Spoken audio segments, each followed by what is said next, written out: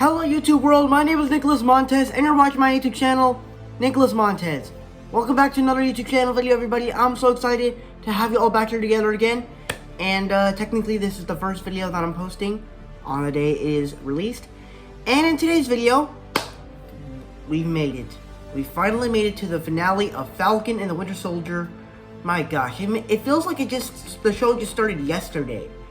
And with the first episode with Falcon fighting George Batroc in the helicopters and exploring Bucky's story of now that he's free, like it feels like the show just started yesterday. But before we get started with episode 6, before we get into my review for episode 6 of Falcon and Winter Soldier: One World, One People, I have a few things to do because this is the series finale. I want to talk about a couple of things. First off, I want to talk about the series as a whole. Then I want to talk about my thoughts on Phase 4 as of right now. Then I want to answer the big question: is this show better than WandaVision or not? And then I'm going to talk about Loki, since this is the next show that will be released from Marvel Studios, where they take the characters from the movies into the TV show slate. So yeah, let's just get started talking about this stuff, shall we?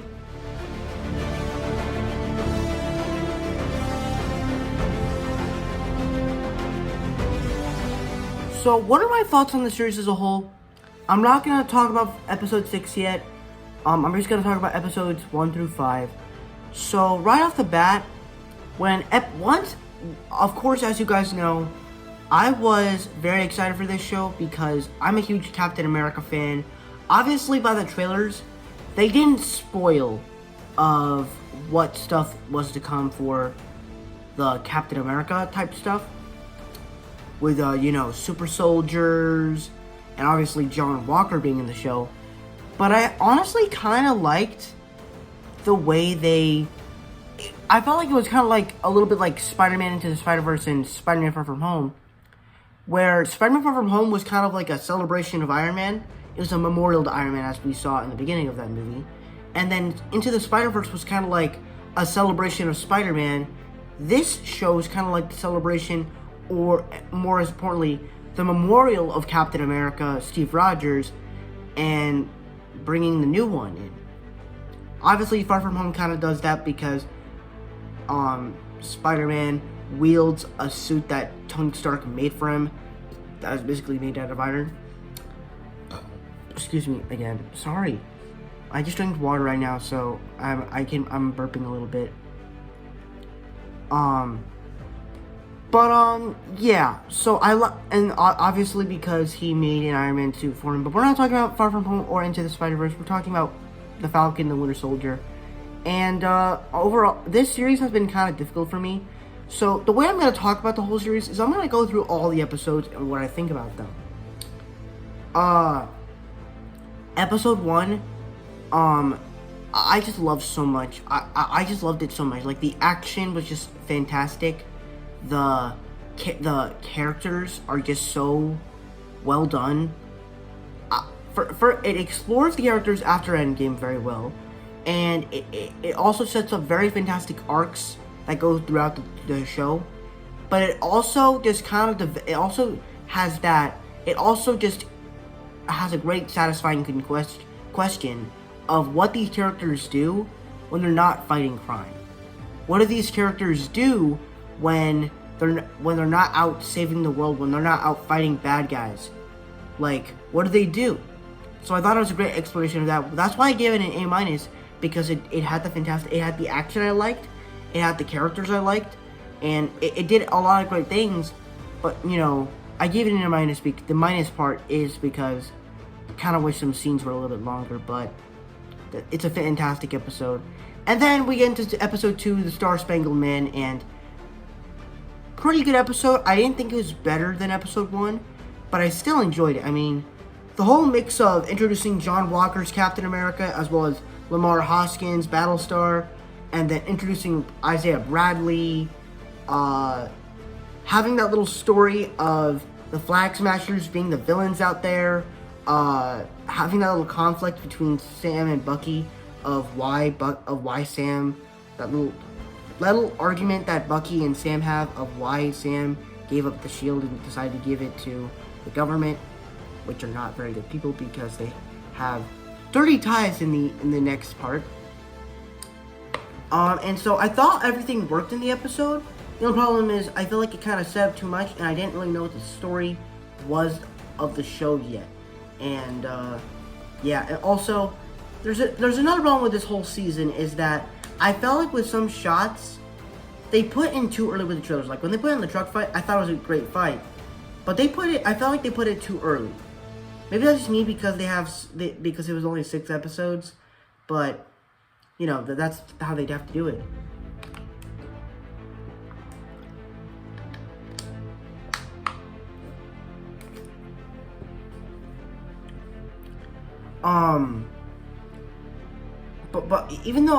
But then we come to episode 3, Power Broker. I thought that episode worked because I felt like I was able to understand the Flag Smashers a little bit more. Not their official plot line, but their plot line about back in episode 2 when they were stealing the vaccines, and the plot line was that they were trying to save Mother Danya, even though that did not go well for her in the end. But they still did their best. And you know, just adding Zemo into the mix, just a very fun. That's what I love about it. It's just that they have. I just love that when they teamed up with Zemo. Like once they were together, I was like, this is awesome. I love them. This is probably the best trio. I'll probably like them better than Darcy, Monica, and Jimmy, because they just have great character arcs and they're just likable characters together. And also introducing Sharon, bringing back Sharon Carter, which is a very cool thing. And I liked her kind of story of how she was on the run since Civil War and the Avengers. I guess they never really had time to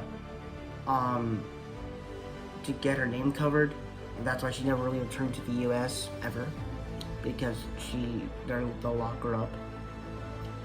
And then we get into episode 4, which I actually thought was one of the best episodes of the series. I thought it handled the action, the character stuff, and I thought that it kind of fixed. I thought I was able to understand the story of the Flag Smashers a lot better. And that's the best thing about this series. Well, I mean, not the best thing about this series. The story is very complicated in this series, but I thought the story was kind of a little bit better to understand. Like when Sam and Carly Morgenthau have the little talk, Sam was like, I understand your fight, but I'm not understand how you're fighting your fight. And I understood that's how I felt when Sam said that. So I kind of felt like Sam was relating to me. But then of course the classic moment where John Walker like literally where he kills a Flag Smasher in front of the whole world, which is, I liked how the episode was called The Whole World Is Watching, because the whole world is watching Captain America kill a Flag Smasher, while killing a person in front of the entire world. And then we get in episode 5. I thought that this was my least favorite episode of the series because, once again, even though I love the character stuff, it did something. It kind of did something that episode 1 did, in that it basically just focused on characters than action. And even though I liked when it focused on the characters, I want to see action. That's what I want to see from the show. I love the character stuff, but I want to see more action. And that's kind of my disappointment about the episode, about the whole season. And yeah, so my favorite thing about this season is that the characters after Endgame and their new arcs of was just fantastic. Of Sam Wilson, even though Bucky mostly has the arc, Sam has an arc of him getting out of the Falcon part and then becoming the new Captain America, and it's a very cool part. But we'll get into that when we get into this episode 6. But my biggest issue is that the story just did not come well together, and I felt like that we could have gotten a lot more stuff. I feel like because episode 6 does a lot of stuff, I just felt like with other episodes they could have done a lot more, and that's kind of why this show's a little bit disappointing for me. So overall, Falcon and Winter Soldier Season 1 is overall a B+, and yeah. So if you saw my score for WandaVision, you probably can guess what show will come out on top. But now, let's start reviewing Phase 4 as of right now.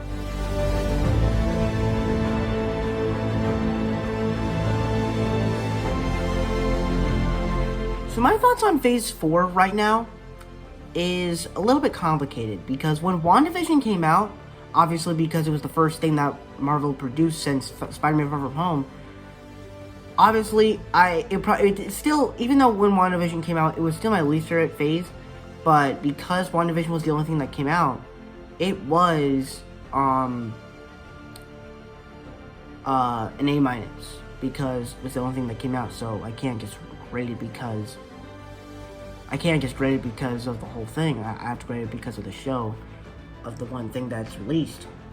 So that's one regard of it.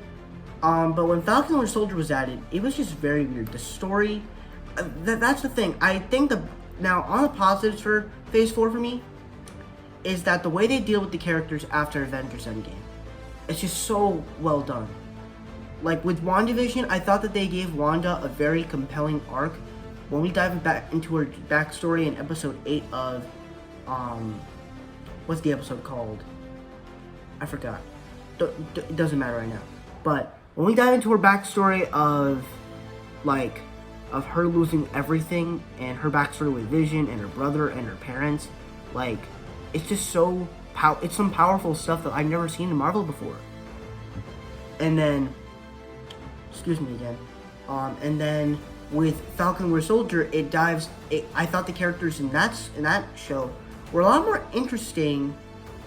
Like in episode 1, because we were introduced to these characters again, Sam has an arc of trying to get this loan with this boat, as well as stepping out of the Falcon part and becoming the new Captain America, and I love that arc. And then you have Bucky, where since he's now free of the Winter Soldier part, he's basically free to do whatever he wants, but it's hard for him to decide because he's not used to this whole thing, and I like that.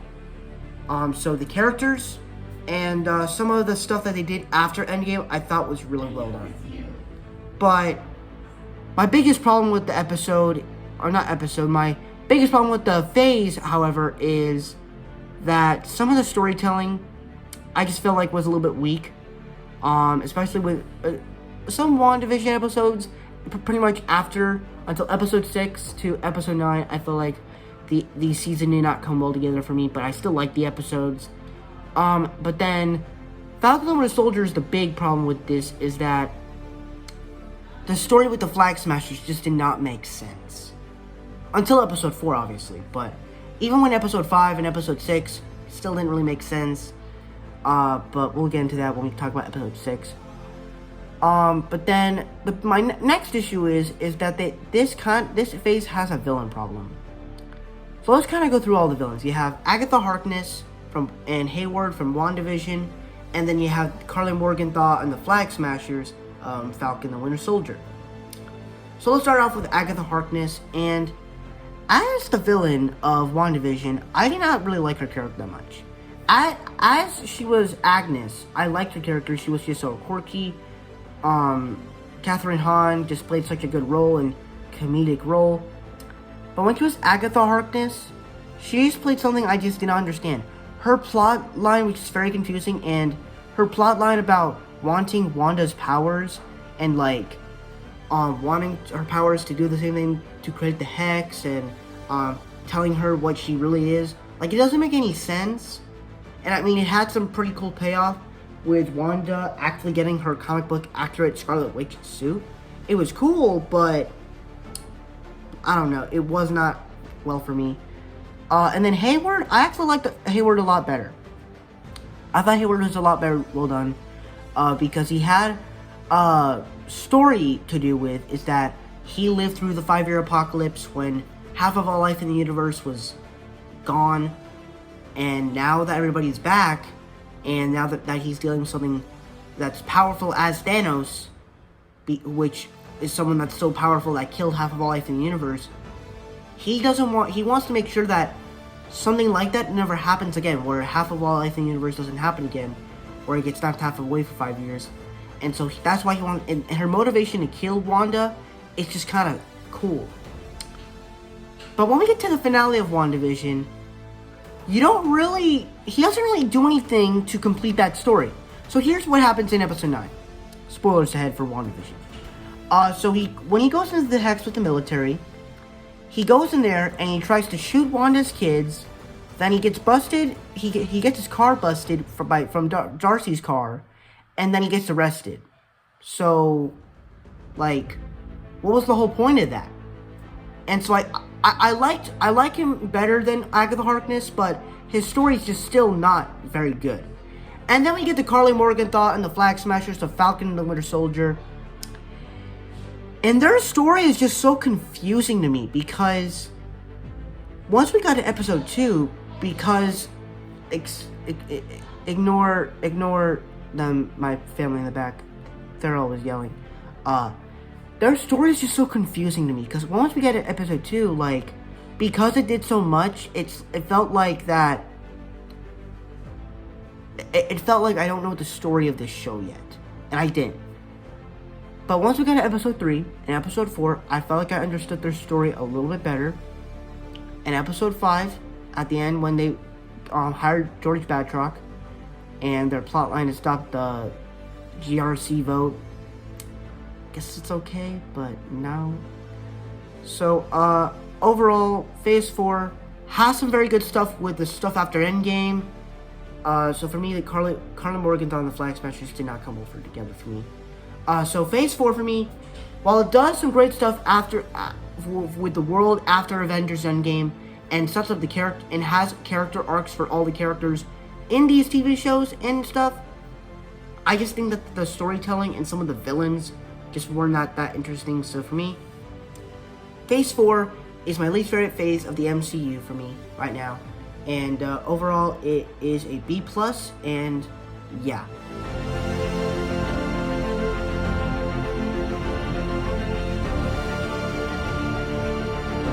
Okay, so we are 2 MCU Phase 4 shows in.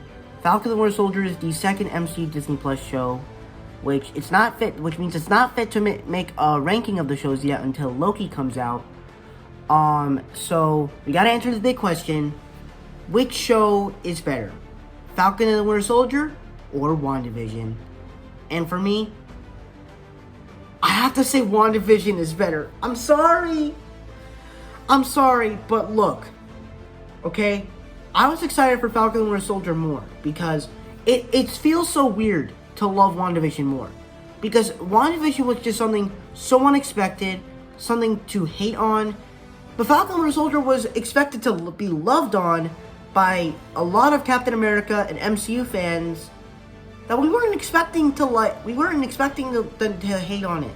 Obviously, people aren't hating on it. It has the show has like an 83% on Rotten Tomatoes. But here's the reason why I like WandaVision more, is because I just feel like it has the better story, the better characters, the better arcs, and the way the story is set up. I think it has some pretty intense scenes with like Vision yelling at Wanda. Just has some pretty good payoff. And then Falcon and Winter Soldier, on the other hand, I thought they did some very cool stuff with the characters. Like, when you dive into Isaiah Bradley's character, like, it's so satisfying, because not only do I love the way they did the characters after Avengers Endgame, but they also did some stuff with the character. They made new arcs for the characters, and it was really cool. I loved how they did that after Avengers Endgame. But really, and this is something I didn't explain in my series review or the Phase 4 review, is that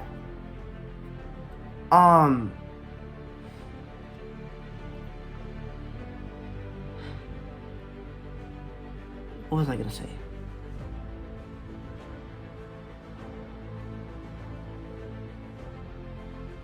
Like when they get into Isaiah Bradley's character, like not only is it so tragic, but they also do something very well with that, because if you know what's going on in the world right now, there's something called racism. And if you watched episode 2 of Falcon and the Winter Soldier, if you've heard about Isaiah Bradley's past, you know it's not that very good. And so I kind of like the way they brought racism to the MCU, and that's the cool thing about it, is that they because Falcon is a black man, and he wears the Stars and Stripes, and he's going to wear the Stars and Stripes. It had a good theme going for it, and it worked. And I loved that about this show. So I loved that.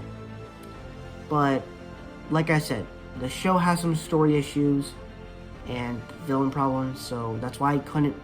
And it's the same thing with WandaVision. It has some story issues and some villain problems, but overall, WandaVision is better than for me. So now let's start talking about Loki.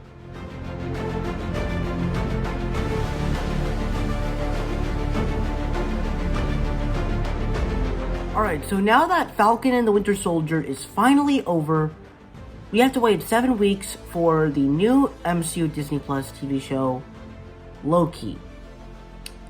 And as you saw in the little title card, am I excited for Loki? Yes and no. On the yes side, I've enjoyed the trailers that they've given us.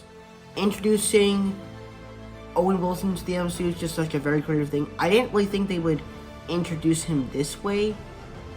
I was thinking he would be like in a series not a series, like a little franchise of a film where he would be fighting, like something like the Fast and Furious, because I know Owen Wilson mostly because of Cars. I thought he would be in something more similar to the Fast and Furious franchise. He's not. He's in the space stuff. So I just loved it. Like, no, wait, what am I doing? But and also introducing like different realities into the mix. Introducing like King the Conqueror's wife, I believe, or girlfriend, I believe. Introducing Kid Loki, Lady Loki, all that different stuff. And then having Tom Hiddleston back is just a really, really cool thing. But on the negative side, it does kind of ruin Loki's arc in Avengers Infinity War. Because I thought when Thanos killed him, I thought it was a satisfying arc. But the MCU loves to make money, so, well, I mean, obviously they can't make money with this, because if you have to rent this, then are we mad and delete Disney Plus as soon as possible? I'm kidding. I never do that. I love Disney Plus. But I am excited. It does look like something I am gonna enjoy, but I just don't think I'm gonna be loving it. I don't think it's gonna be as good as Falcon and Winter Soldier or WandaVision, but I think it will be enjoyable though. So that's my thoughts on Loki. So now let's get into the main thing that we've all been waiting for: the review for Falcon and the Winter Soldier.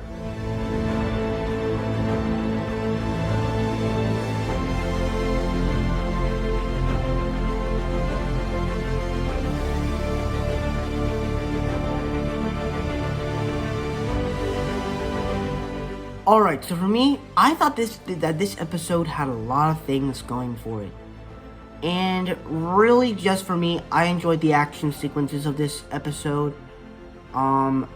It was just a lot of fun to see Sam Wilson don the Falcon Captain America suit, honestly, it looked like I could literally just take a bite out of that suit, like, because like it looked like, because it was so colorful, it looked like, it kind of looked like, it kind of felt like Black Panther's suit, where when I first saw it, it looked like you could just take a bite out of it, and it looked like a piece of cake.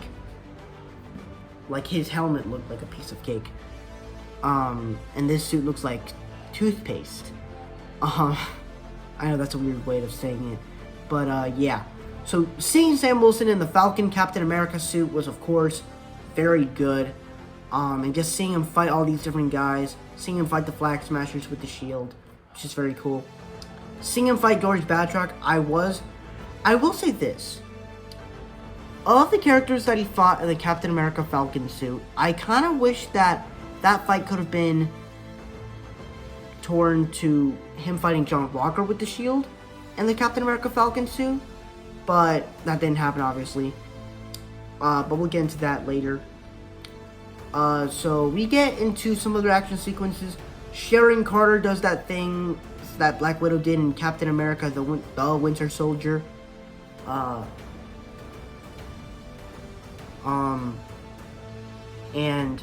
You get some nice action with Bucky there, and then John Walker comes in. Honestly, when I was going into with John Walker in this episode, I honestly thought that at the end of episode 5, in the end credit scene, when he was creating his shield, I thought that he was going to go the villain route. I really did. And the reason for that is because with his suit, he looks like a villain. He really does. And I thought he was going to turn the villain. And I thought that that trailer that they posted for the last 2 episodes of the show, I thought that they were just faking with us, and that the actual shot was going to be with him holding the U.S. agent shield and donning the U.S. agent suit, and him going to fight the Flag Smashers and Falcon and the Winter Soldier. It would have been really cool if something like that happened. Obviously, we didn't get that, but I really wish we did. And like, I wish that his shield had like a different thing with it just having the stars and stripes on it. I wish it could have had like a little detail added, with probably like a laser blade at the end of it, and then it like cuts people. Like, that would have been really cool, as I've seen in like Avengers video games or something like that. But it would have been really cool to see that. And then the introduction, and then when we get revealed that Sharon Carter is the power broker, I mean, I wasn't surprised by it, but I guess it makes a little bit sense, since she is a character of Captain America.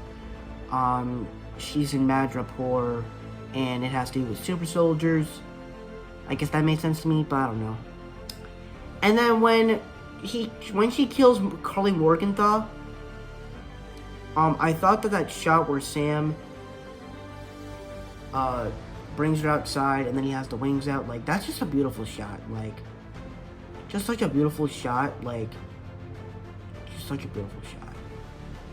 Kind of looks like Angel holding someone. Just, I love that shot so much. And then we get Sam's first speech as Captain America. I don't want to see the whole thing, but it really mostly has to do with racism, and I just think it's very cool because basically, like John Walker, instead of seeing Captain America kill someone in the middle of the entire world, we actually see the new Captain America give a speech to the whole world, where you see Torres watching from the Air Force thing. We see Isaiah Bradley and his son back at home in Baltimore, watching on the news.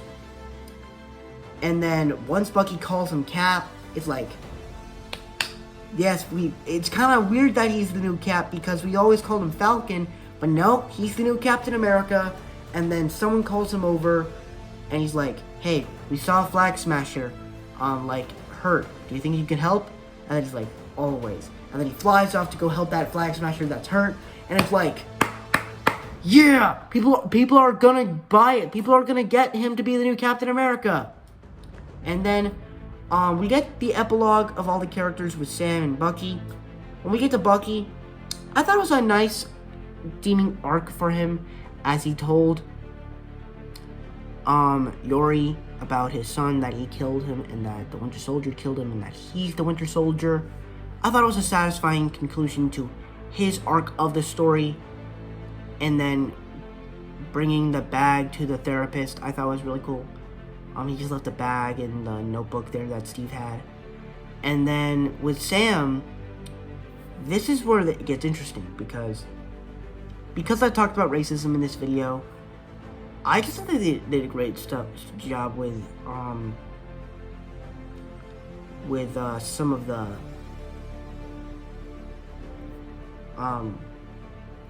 with Isaiah Bradley's arc, where because of the stuff that happened to him, Sam brings Isaiah to the museum, to the Captain America museum, and you have a statue of him in the military form, and it's like, this is great. Now no one's gonna forget what he did for this country. Never. And that's a great thing, because now that Sam's the new Captain America, the black Captain America, people need to remember that there was a black super soldier decades ago and nobody knew about him. So people need to remember what there was decades ago. So I love that. And then, they get a little shot with Sam and Bucky. Actually, like, Bucky does actually get an arc in this series where he actually has a family now. And it's just a little fun sequence with them and the family and stuff. And then they reveal Captain America and the Winter Soldier. And honestly, I honestly am up for Captain America and the Falcon and the Winter Soldier Season 2. Or Captain America and the Winter Soldier Season 2. I just want that so much. But now let's talk about John Walker. And I think that his story in this episode was actually pretty well done. Because I honestly wanted him. I thought that he was going to turn out to be the villain. Because he's U.S. agent in the comics, I thought that he was going to turn full-blown U.S. agent on this one. But he doesn't. He's still kind of the hero. He's a good guy. He just has anger issues. He still wants to fight evil, but he just sometimes there's times where he turns into the villain himself. And so then there's this scene where Carly like pushes a truck, and John Walker has to decide, is he going to save him? I mean, is he going to get his revenge for his friend? Or is he going to do the right thing and be the hero? And he decides to be the hero. And I love that arc of him. And then Falcon saving the truck. It's a classic scene with him saving the truck and saving everybody. I love that. But then the big thing is that when he dons the U.S. agent suit, I saw a review for Sean Chandler Talks About, and he was talking about that because he's still a good guy and he still wants to fight evil, but sometimes he could be the villain himself. He wants to fight evil.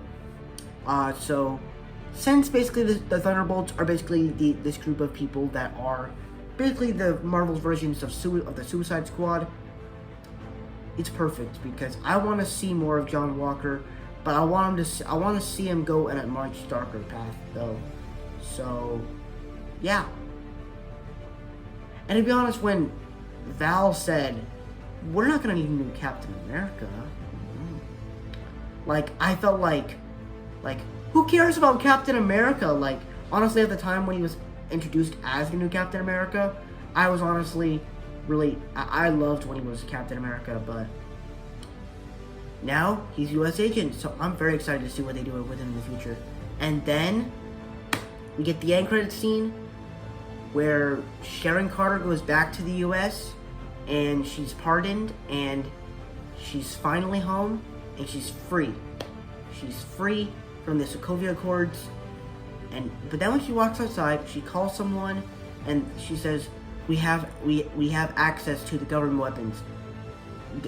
Weapons, prototypes, weapons, you name it. And I have a feeling that this is going to set up the Armor Wars series, the one where the Iron Man weapons get out of the wrong hands, which, if you don't know, War Machine is going to star in that show. So I'm thinking that that's where it's going to lead into, since now that they have access to government weapons, the government probably has access to Iron Man's weapons. So we'll see where Armor Wars goes. So I'm very excited for what they're going to do with that. But yeah, that's the good on Falcon the Winter Soldier for episode 6. Now let's talk about the bad.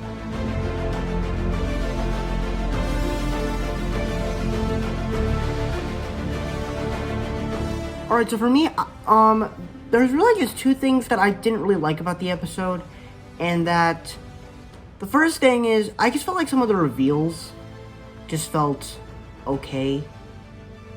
Like the reveal of Sharon Carter being the power broker. I mean, I saw it coming, but I wanted someone different. I didn't want Sharon Carter to be the bad person. I mean, she's not really that bad, even though people are simping over her. But yeah, some of the reveals aren't really that good. And also, I just kind of wanted more. I wanted Thunderbolt Ross to be at the raft with all the other villains. And I wanted to see Steve Rogers back. There's just a lot of things I wanted to see in this episode. So that's my review for episode 6 of Falcon the Winter Soldier. Let me know what you guys thought down below in the comment section. Did you guys love this episode? Did you guys hate this episode? We're right there in between. Let's get some nice discussions going. With that said, let's get on with my scores.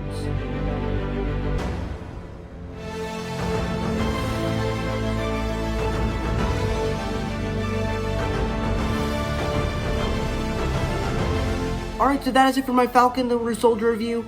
Thank you guys so much for watching. I hope you enjoyed. Don't forget to like, comment, and subscribe. My Instagram name is Marvel6, and my TikTok name is Marvel1Fan. My Instagram, if you don't understand those names, head to my about section so you can follow me on those social medias. I'm also on Letterboxd, so you can follow me on there as well. And I'll be seeing you guys in the next video. Bye.